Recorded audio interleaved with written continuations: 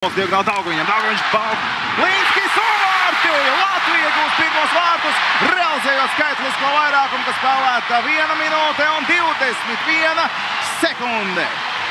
Jā, redz kā, mēs neatkāpāmies pārāk tālu. Iznāca ārā ripu uz vidējo zonu, izslīdēja. Turpat līdz sarkanai līnijām spēlējām, kontrolējām situāciju, atgriezāmies zonā diezgan plaši. Šeit mēs redzēsim šo plašo diagonālo piespēli Rodrigo Ābola izpildījumā uz Daugaviņu. Un turpat jau pieslēdzās Balīnskis. Balīnskis pieslēdzās met un pirmie vārti Latvijai. Zilo līniju. Balīnskis Daugaviņam. Daugaviņš labajā malā meklēs variants tālāk. Balcers ir iepatīm vārtī pa tenokļūs distants. Viens meties otrs un arī privārtos.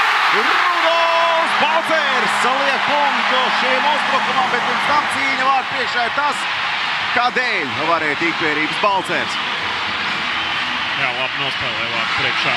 Rodrigo Ābols saņēma, viņš ripu turpat netālu no vārtiem, izgriezās uz vārtiem, tad mēģināja vienreiz, otro reizi, trešo reizi un ripu izlec aiz slovēņu vārtsarga muguras, un tur pirmais pie šīs atliekošās ripas. Tad redzēsim, pirmais turpat aiz mugurē ir Rudolfs Balcers un iestum ripu tukšos vārtos. Vēlreiz skatāmies no šīs kameras. Eigla turpat vidū labi atvēries, arī viņš bija jāpiesedz, un tāpēc neviens nevarēja nolaisties ātrāk zemāk, lai patraucētu pirmām kārtām Ābolam, un pēc tam arī Balceram. Laikā, es domāju, izteikts centra pozīcijas. Atsevišķi uzbrukuma zonā. Un vārtos! Iekrītā iekšā garām Gasparam Krošeļam, un Latvija iegūs 2 vārtu pārsvaru pirmo reizi šajā mačā. Jā, līdz galam uzreiz tā nevarēja saprast, kā tad ripa nonāca vārtos. Redzēsim arī noteikti vairākus atkārtojumus. Šeit mums rāda Roberts Bukarts. Dzierkals arī cēla augšā rokas, viens no pirmajiem.